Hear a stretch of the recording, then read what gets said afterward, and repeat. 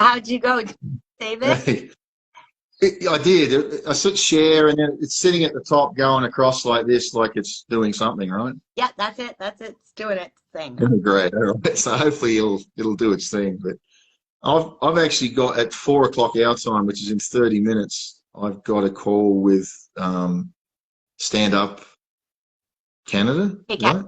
action. Take Action. Sorry, I've got so many different new names in my head. Take Action Canada. So I've only got another 30 minutes. And I'll Yeah, have to drop off. yeah, yeah. But we can do it again. I mean, Well, it is important that we keep doing this. well, it is absolutely. And okay, so I have a couple more questions for you.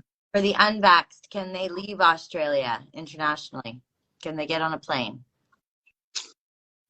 Now, the best of my knowledge, they've said it depends on the destination. So if you're going to a country that's going to require you to be vaxxed, but what a lot of people have told me even through the height of this is that airlines like Emirates, Yes. we're not requiring you to be vaxxed, and so you could travel on it. Yeah, Qatar, yeah. Ours is as well. I'm hoping to get my kids. The more what should we say? The more sensible countries. Yeah. You know, we were told they were terrorists, and you know what? When you swallow this red pill, you realize they I know it's terrible, but the indoctrination that we've all. But I think I will say it too, if it's all right. So my site is the Global Freedom Movement. Then it's US, NZ for New Zealand, Australia, and Canada. If your viewers could sort of help promote that, because what we're trying to do is, and the other, you know what, I just want to say this too, Monique. It's funny. A young lady sent me a message the other day, and she said, "Oh, I was going to do what you're doing with this global site, but you beat me to it." And I went back and said, "Do it." Yeah. They're trying to shut mine down. I've already had messages in the morning, the other morning, 2 mornings ago, said we're thinking of shutting your group. So I'm like, I said to her, don't get all like, this is not my show. This is all about freedom. I said, if you feel like you're supposed to start a global group, start a global group. I'll help you. I'll advertise it. I'll put it on my group. Yeah, we're all together like this. We've got to get, if they cut one head off, 10 more come up. Cut the 10 off, 100 more come up. If my group disappears online, I hope your listeners get on there and do it. Do global groups. Start global groups, because you're going to reach people I'm not going to reach. Yep. And it's not about any of us trying to get a big name or a big anything. This is about saving our kids and ourselves. Exactly. Otherwise, we're not gonna have a life. No, we're not. And that's what I say to people. I'm like, please screen record these things, guys. Put them on your platforms. It's not getting out on my platform. You please. That's right. Code these. That's right. They're yours. They're for you. They're for humanity. Yeah. They're for our children. Please do whatever you can to get this stuff out there. Like, I can't believe that funeral director video, the views, so share it, screen record it, do whatever you have to do with it. Whatever you got to do, get it out. Get your neighbor over for dinner and show them the videos. Yeah. Take your friends out for dinner and say, I'll buy you dinner as long as you watch this video. Yeah. And show them these videos, because that's the resistance. Everybody doing something, but for God's sake, do something. Do something, anything. And, don't sit at home and think, what can I do? You can do something. You can send invites to your friends to join Monique's Instagram. You can send invites to your friends to join the Global Freedom Movement USA. You can, and what happened? We got within 3 weeks we got 6,000 followers, which was good. Amazing. For Australia, and then I did an event at the US Embassy where it was a bit of a PR thing, and just thanked the Americans for what they were doing, the Haggis people convoys, Hagerstown. And I watched the police officers. You turn up at the American Embassy, police turn up in droves. And it's like, it's on there. I spoke on there just spontaneously. And the police, you could see them. Because up until that point, the police were saying, oh, they're all crazy anti-vaxxers. I got up and I spoke about freedom, and I said, there's not a person here that doesn't want freedom, including these police officers. Yeah, yeah. 100%. And I tell you what, I actually got treated with respect by some of those police officers after I'd finished. Do you think, they do, and do you think a lot of your police officers are with you? I know a lot of ours are with you. I I know. believe they are. I believe a lot of them are, but they don't. Again, it's just fear. Well, if I need this job for my family, but Exactly. they don't grasp the bigger picture because they got bullies over them. Think about this. I tried to say this to someone the other day. If our authorities don't care about the people, so if they don't care, if they're not fearing us, what is behind the scenes that they are fearing? Because there's something that must be a hell of a lot scarier than you and me and millions of us. So something is intimidating and scaring these people to the point where they, and I think that began, but then I think it became, they just got drunk on power. Yeah. And these people they're drunk. They're like drunk men. You can't talk to a drunk. You'll never change what he thinks. Yeah, no, the ones that are, I totally agree with you. You could tell the ones in Ottawa, I'm just plugging my phone in here, that were just, yeah, kind of hot, like it was a power trip for them, you know, Yeah. and you could see the ones, you could just see it in their eyes. You can tell by the eyes. Oh yeah. Tell by the Yep. eyes. I want to Have share. you seen the New Zealand stuff?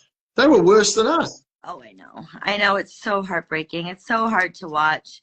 I can't even believe what's going on in your country. I've been trying to fight for you guys. I've been talking about Australia since April 2020. I have shared my story. I have told my family. They've watched me and seen what I had to go through to see my kids. Can't get not being able to get the kids back here. You know, it's just, I can't even tell you how much I'm fighting for you guys, like so hard, and for my country, because I know what's happening here, and I'm trying to warn people of what's going on.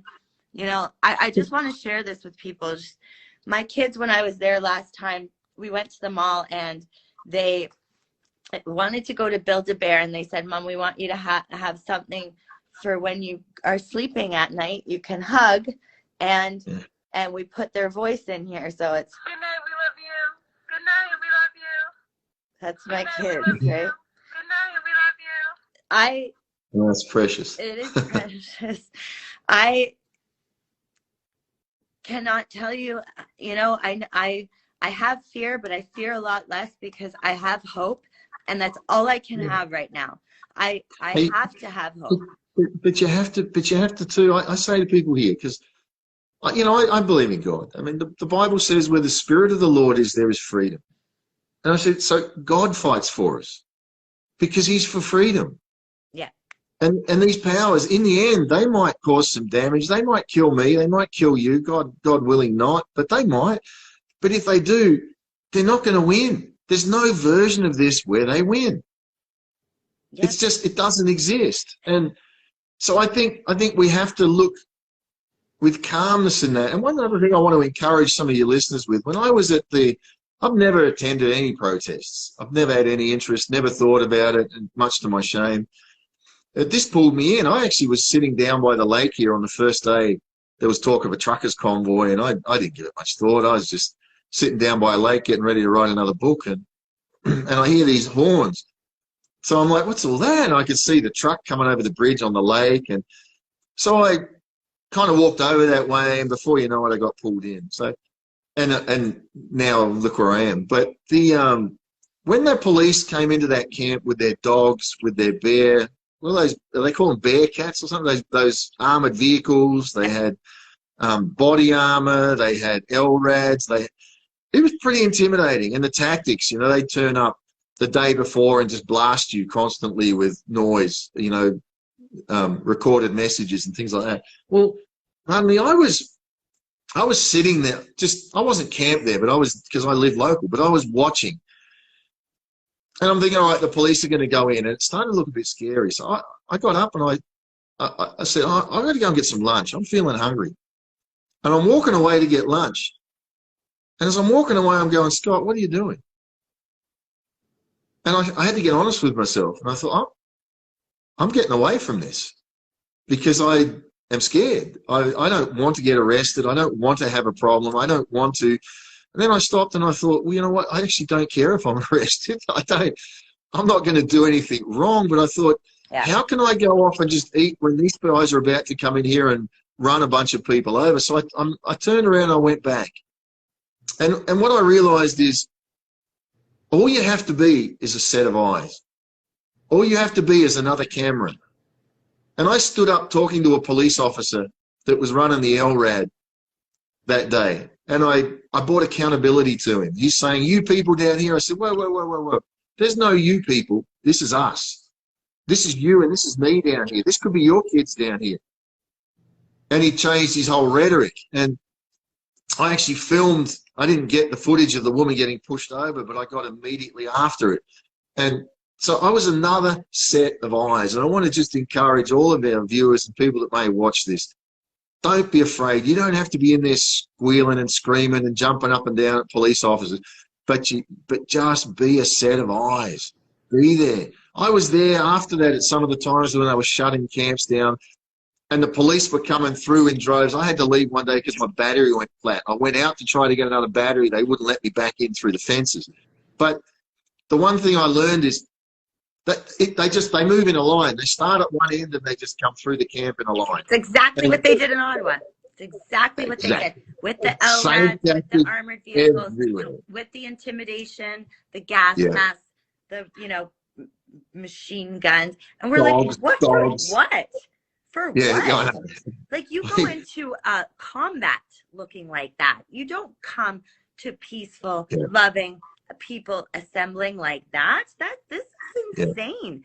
And until people actually wake up to what is really going on, and like you said, you need to get out there and be a set of eyes, and just be present. Like your physical presence is so important that you on a Saturday when there's a rally every Saturday in Queen's Park, and I have been busting my butt to go from here to there to the convoy in Ottawa and the States, and you can't even be present, because what? Is there something more important? Is there anything more important? It's fear, but they're running on fear. They're controlling us with fear.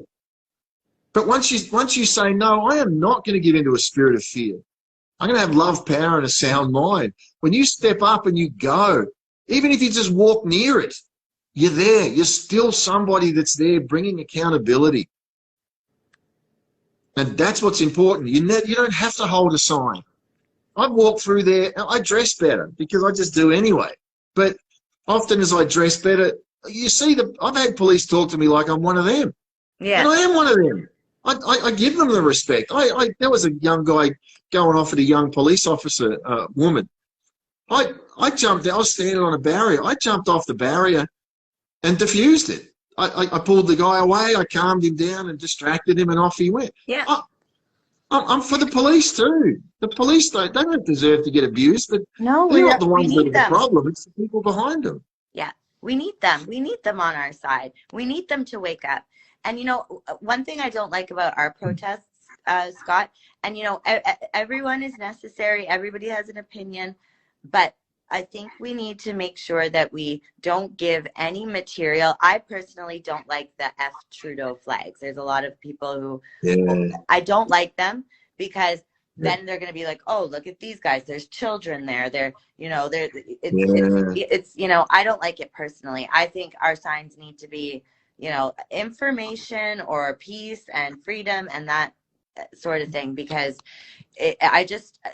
the media will grab any little thing to use against us, and that's where So to give you an example of that, our Parliament House, they put barriers up. They wouldn't let us near it on the first day.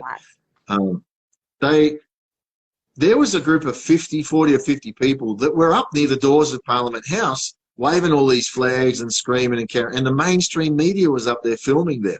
Yeah, exactly. None of us were allowed up there. They were not us.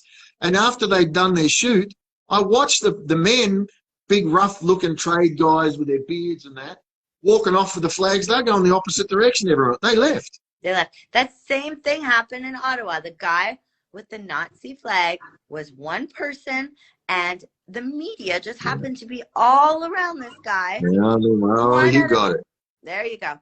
You know what? This is honestly, I can't even, this conversation has been so amazing. Just, I guess, lightning, because it's the similarities are insane, what is insane. happening in your country is exactly what's happening in my country. You're a little bit one step ahead of us, and you Now know, your steps ahead in your resistance. I disagree We're steps because ahead in our abuse of authority. no, the convoy was the top, because I would watch Australia and your protest, and you guys had way, way more people than we ever had. I'm telling you, it was Yeah, up only until Ottawa that the masses came out. And I think what was really important about Ottawa is for people around Canada to feel that unity and that they weren't alone. So now people have gotten a taste of that. They are holding on to it and they're holding the yeah, line. And we need to yeah. hold the line, because now that they see there's things going on all over the place, we're all like, keep this going. We have to keep this going. That's why they're coming out with the Bill S-100, which is similar to yours. They're trying to stop it. Why? Because we were successful. Absolutely. That's why. Absolutely. That's why. I'm gonna have to drop off because I've got another Yes. one to Canada and the US coming on in 15 minutes. Okay. I'm going to let you go. Thank you so much. I want to leave we'll chat people. again soon. Yeah, we will. I want to leave people with one very important thing, because this was a lot, you know, kind of heavy stuff. But what I will say is nowhere in history has a totalitarian regime ever won. Ever. Correct. Ever. Ever. So we will win. They won't win. We won't. We've already won. We've already won. That's We've right. already won. We're just playing it out. And so I'm going to any of my folks on because I'll put this up on our Global Freedom Movement, USA, NZ, Australia, and Canada. Thank you. Please do. Link to it anyway, but just tell them a little bit before you go who you are, so I can have that. Yeah. So my name is Monique, and just a mom activist, and I started to do my own independent journalism as soon as I felt something was off. I wanted to know the truth, not only for myself, but I wanted to share it with others. I felt it needed to be shared, and I got a lot of backlash, but this journey has brought me close to so many people, so many amazing people. And that's my goal. I fight every single day to expose the truth. Tomorrow I'll be heading to 2 cemeteries. I've been told by the funeral director that there are numerous stakes of babies, stillborns, at an overwhelming rate. So I'll be doing that. And yeah, so I continue to fight for the truth and for freedom. And I always promote love and peace, because I believe every war in history has been fought with weapons and they've never been successful. The only thing that will win in the end is love, and that's our weapon. So. And on that, I think I can say it for your viewers that we all love you. You're doing a great job. Keep going, and thank you for that. Thank you. And, let's talk again soon anyway, so we'll, but yes. God thank you, everybody. Scott. Thank you so much for what you're doing. Keep fighting. We love you too, okay? All right, thanks, you too. God bless. So how do I hang up? I just push the X at the top? Yeah, just push the X, and then you're going to share it again. Share it, I will. Okay. God bless you. God bless. Bye-bye.